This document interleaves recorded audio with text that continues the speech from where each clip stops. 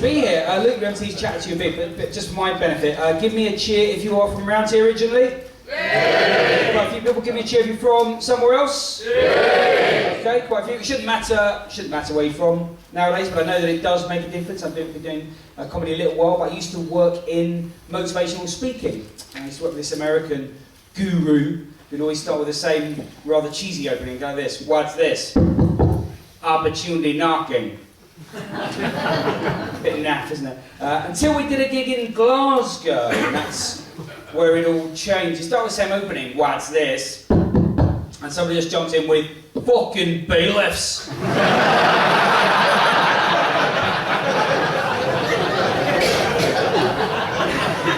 Which I thought was fantastic. I'm not being anti-Scottish, by the way. I was up there recently. I like the place so much. I bought this hat. I hope you can all see that at the back. It just says Scotland on the front. This to me is patriotic in the best sense of the word. It's non-vulgar, it's non-offensive, it's just nice. It's only after I bought it, and this is a fucking bottle opener on the inside peak. How committed to alcoholism as a nation do you have to be to have that there? It wasn't even part of the marketing. It's just there like if you fancy a wee drop. So lovely to be here. You guys are nice. Next question for you. Give me a cheer if you consider yourself to be middle class.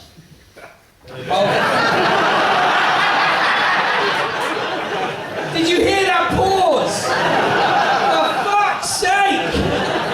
We're at Walton Thames Theatre! We're at the Playhouse! 150 people, but no, you're all salt of the earth working class heroes. One guy who doesn't sound remotely middle class went, yeah. But thank you for chunking it. I understand why you held back. I think it is quite a dickless position to be in nowadays. I'll explain what I mean by that, because I'm not from around here. I come from quite a rough part of Cambridge. Went to a very tough private school. Did a lot of Shakespeare. Is this the dagger I see before me? Then I moved to Addleston and I found out, yes, it normally is.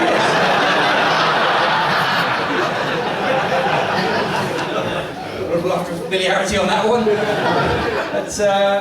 But yeah, you know, it's I guess it's not easy in the middle of, but at the same time, you know, deception appearances can be deceptive, despite how I may look and sound. I actually come from a broken home. A lot of IKEA furniture that never got assembled. And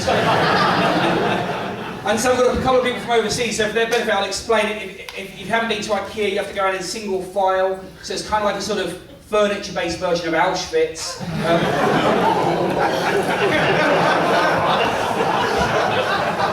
I saw one guy take his ball of string in there just in case he got lost on the way out. So.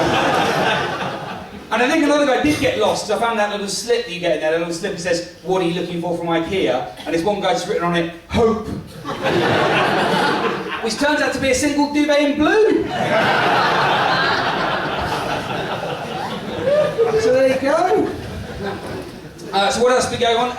The girlfriend and I are talking about having a baby, mainly because she's pregnant. It seemed like a good time to have that conversation. Had our first scan, that was quite exciting. You see this tiny little thing up on the screen. It's amazing that something only 5 inches can create something so beautiful. Have we got many parents in? Parents make some noise? Yeah. Okay, there's a level of energy I can look forward to. So you guys, you'll know the terminology. So we're in for the antenatal classes and learn about the pump and dump, which is the expressing the milk for later use. So, you know, pump and dump. To me, sounds more like a romantic night in involving curry.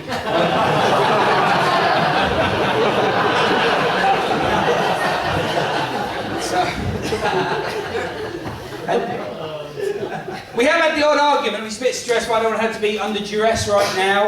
I normally beat her up, but particularly at the moment, I don't want her to be under duress. What was it you said the other day? You said, the problem with us is, Paul, we're like brother and sister. Oh. I know. That's no good, is it? He said, I know not to take the bait now. I know, so I know just to rise above it. So I just flipped it. I was like, you kidding? My sister's hot. I wished you looked like her. Okay, now one or two of you are a bit slow off the mark there, but what's sure about that joke? But I did that joke in Norwich and it fucking killed.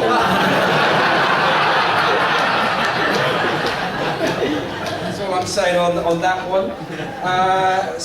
Fellow at the front, were you the BT phone engineer? Was that you? Oh, that was you, chap. Okay. Do you enjoy it? Is it all right? Not bad. I think it's all right. I think it's important to try and enjoy your work and sort of try and put some passion into it. Like, to me, there's nothing more depressing than when you get on like a train or a tube and you hear that announcement of like, please mind the doors, the train can't move until you mind the doors, please mind the doors. So put some life into it, put some gusto. Like, I like the people who go to the other end of the spectrum, the people who rap their announcements. Have you heard those guys? I had that guy the other day, he was MCing his announcements. He was like, mind the doors, yo, mind the floors, yo, and if you're out on a date, mind the whores, yo. Fantastic, that's the way to do it. This job's a very nice job, and I'll let you do a little secret though, sort of I'll peel back the curtains into the green room. Quite a lot of ego that goes on around, like whether you're a full-time professional comedian or not. I'm pleased to say that I haven't had a day job for 5 years. Thank you very much. I've been working as a night porter, but I don't think that quite counts. But yeah, this is lovely. This is lovely. It's very nice. And yeah, you guys seem nice. I had a feeling tonight's going to be nice because before I came on, I was in the gents, and another chap was in there. I won't say who, won't embarrass him, but he just said to me, "Good luck, mate." Which I thought was nice because I've always felt confident using the toilet. I don't know if I have some particularly remedial look about me. Whoa, fuck it up! If any teachers in or anyone of a PC disposition, I'm allowed to use that word, remedial. I used to do a lot of work with the remedial kids. But do you think we are too PC in this country, by the way? Yeah, okay, a lot of people around down the front definitely think. I think we're too PC because I've got my health problems. I'm not getting any younger. I had to my prostate looked at the other day. Now, I don't we need to be too graphic about what went on exactly, Walton, but let's just say I enjoyed it more than I was expecting. That's when you know it's been a little while in the love-making department. So is it nice around here? Is it nice this parliament? Yeah, it seems very nice. Seems very nice. We're trying to buy at the moment, and it's it's a nightmare. It's just a nightmare, isn't it? The cost of houses, and we've got a little one-bedroom flat. It's obviously not big enough anymore, and it just becomes so expensive in our area, and that's gentrification for you, isn't it? And you know, I'm part of the problem. I'm one of the gents. You know, there's a guy who outside our flat every day does a shit in the gutter outside our flat every day, and you know what? I'm okay with that. Because if that's what it's going to take to keep house prices down, I'm going to keep paying him to do it. I mentioned my girlfriend a couple of times already, but give us a cheer if you're in a relationship. Yeah. You sound excited about it. Here, okay, so ethical question for you guys in relationships, or anyone for that matter. Is it okay? In fact, fellow at the front, is this your lovely wife? Okay, I'll go with you two. You two together? Okay. Well, you're with both of them, okay. Fellow at the front, is it okay when you're in a relationship, in a committed relationship, to still enjoy a little bit of porn now and then? No pressure, mate. What about all of it? Is it okay to still enjoy it? Yeah, yes, thank you. You're open-minded, Walton. I think it's okay. I'm not talking about nasty stuff. I'm thinking, nice, non-misogynistic, just gentle stuff. I think it's okay. My girlfriend, she clearly doesn't agree. She came back to the flat the other day, caught me mid-scene, so to speak. She was well pissed off. She was just like, get that fucking camera crew out of here.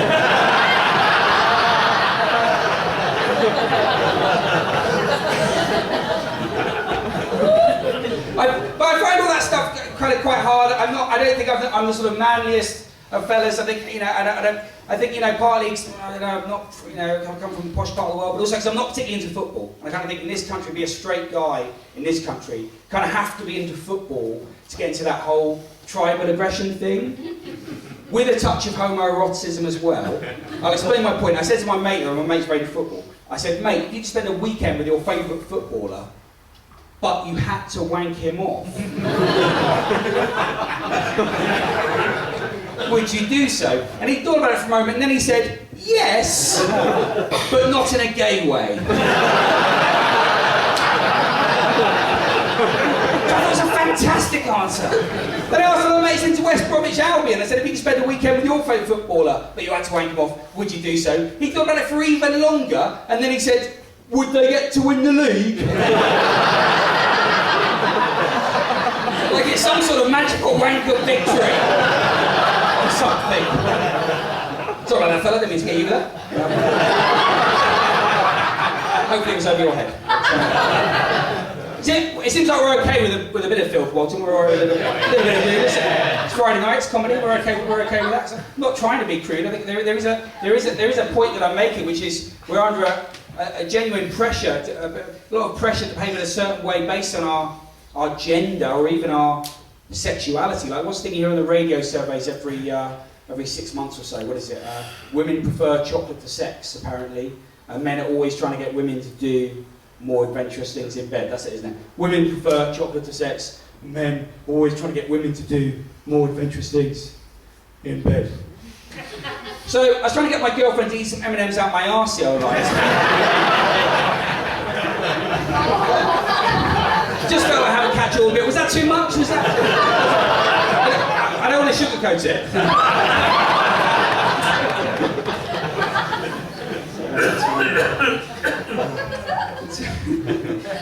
We've got a couple of people from overseas tonight, which is fantastic. I like to think of myself as a bit of an internationalist. I used to work in a sandwich bar to support my comedy career before I started doing these high-profile gigs. No, it's not.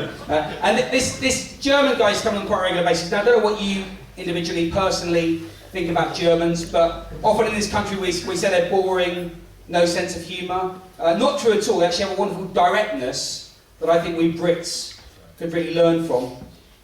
Worked in a sandwich bar. A German guy came in one time, he comes and he goes, could I have a bit more prawn cocktail in my prawn cocktail sandwich, please?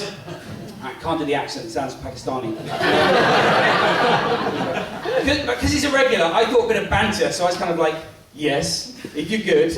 And he thought about it for a moment, so German, he just said, yes, I am. So lovely. I wanted to give him a bear hug right there and then, but I couldn't because the sandwich bar was in the way. Not to mention my own staunch professionalism. So instead, I just went to give him an American-style high five. Unfortunately, that aspect of the American popular culture obviously hadn't reached his part of Germany yet. But let me tell you something, Walton. There's one thing more embarrassing in life than an unrequited high five. It's an unrequited high five to a German. The road to hell is paved with good intentions. No photos of that piece on my Facebook account. You guys will be lovely. You've got a couple of acts coming up, so I've been T Eyres. See you again. Cheers, mate!